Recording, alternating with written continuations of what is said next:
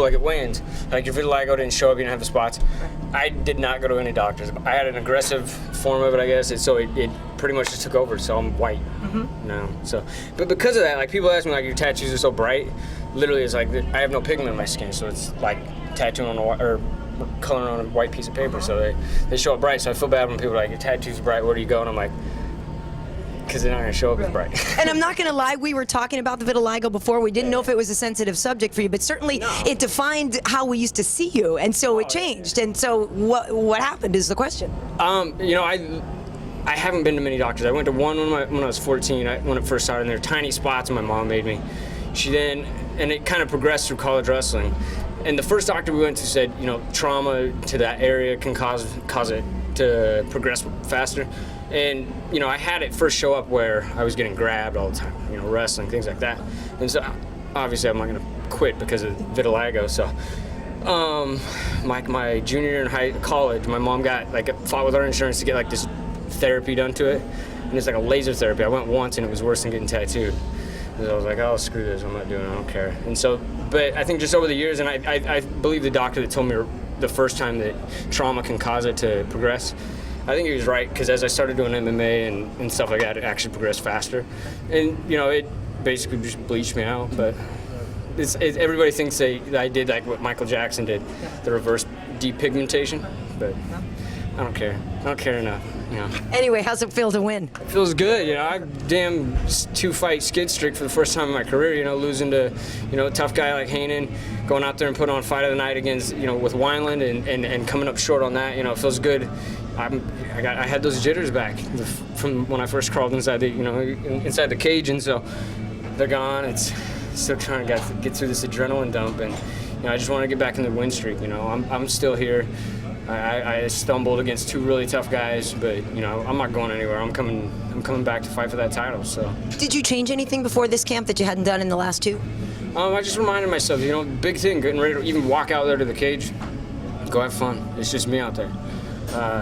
I love the sport. I love what I do. I love the training. I love everything that comes with it, the media, the press, the fans. And so, like, walking out of that cage, it was like, it's just me in there, you know. I'm back in front of millions of people doing the one thing that I love, relax, go have fun, you know, and, you know, slow everything down in my head, don't get in too big a rush. You know, that's what I did with Eddie. I went out there in a big rush and tried to, you know, and we put on a damn exciting fight, but, you know, I'm much better if I can see things coming at me. So, you know, it just feels good to get back in and get a win and, you know, focus on the next big thing, you know. How close were you to tapping out, though? It looked like he had it sunk pretty deep. You got to choke me literally unconscious. I will not tap through a choke. I mean, if he'd have had that same attitude, then, you know, you guys might have gone into the second round. He wasn't going anywhere. He was going to sleep. How close do you think that was to him going to sleep there?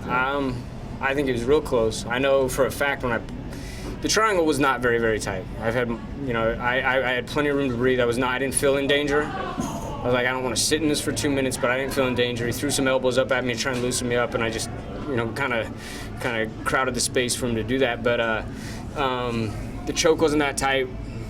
We've gone over this in camp. I just kind of got off to a slow start where I needed to be with the defense that I used to get out with my jiu-jitsu coach Diego, and so I got back to square one where I was with him, and I immediately popped out, postured up, popped loose, and first thing I heard him say was, "Oh shit." And so I knew right then, you don't give me little indicators that you're tired. That you actually heard him say no? Oh shit. Yeah. So as soon as I heard that, I knew I had the fight won. It was just a matter of when.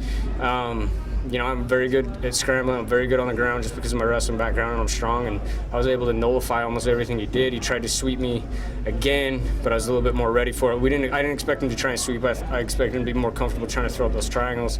And, you know, I took his back. And another thing that Diego and I had worked on a lot was, you know, as soon as we put those hooks, you know, look for that hook and look for the choke immediately thereafter. And, you know, 9 times out of 10 it's there. And as soon as I put that hook in and came up top for the neck, it went right under, and I short choked him.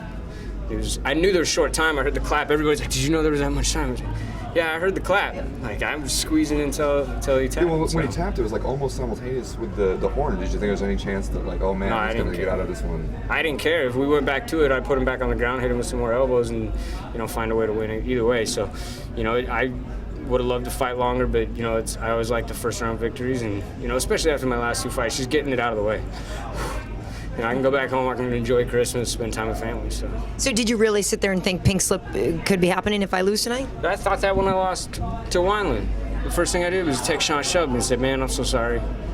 I know my job's not guaranteed unless I'm going out there winning. So I don't care if it's 1 loss or, you know, 2 losses or 3 losses. You know, I hold myself to a higher standard, and I'm apologetic if I don't go out there and perform, regardless of win or loss. I've done it in the past. You know, I hold myself to a high standard. I hold myself to wanting to fight to impress myself, and you know, I went out there and did that tonight. You know, I recovered out of some stupid positions that I got put in, and came back to finish a fight with what I'd been working on a whole training camp for. So it was good. I feel good about it.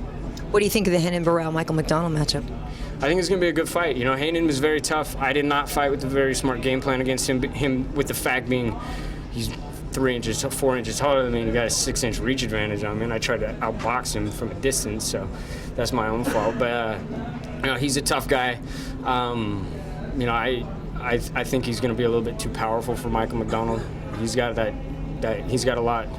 He's probably one of the stronger guys I've fought at 135 pounds, and you know, he knows how to keep his range. You know, and with that comes a lot of dangerous, you know, possibilities. So with Dominic out for a year, there's a chance to get some interim title fights going. How far away do you think you are from that mix of getting back up there? I told myself after I lost to Barao I wouldn't worry about it, and then I was like, oh well, you know, Barao's he's fighting for the interim against Faber, and I went out there and fought Eddie, and I was like, if I can get back on the win streak, I'll be back in there, and that again detracts from what I come in here to do, and that's fight to enjoy it, win, and build myself back up to that title shot. And when I did it the first time to fight Dominic, it was not ever a fight where, oh, I got to win this and I'll be fighting for the belt. I got to win this and I'll be here. It was, you know, just take care of business day by day, minute by minute, second by second in that cage, and you know, that stuff comes. You know, you can't be denied if you keep winning. So right now I'm back to, you know, just kind of focus on enjoying the sport and fighting, and leave the politics and the title shots and all that up to the UFC. I just don't want to fight first anymore. I want to be on the main card. I was watching your fights because it means that Joe is going to be working your corner and screaming his head off. Do you ever want to tell him, like, hey, just like calm down a little bit? Joe's Joe. Joe's Joe, and he's one of my best friends. You know, we've been training together for, I think, going on 4 years now. And literally, like, you know, we do things, you know, it's not just training that we do, we're friends. And so, you know, I can tell him, you know, quiet down. And I told him, you know, his instructions were, you know, in case my other 2 corners are fairly quiet. You know, I got a Brazilian, Diego Moraes, my Muay Thai coach, Saka Sim, and Joe.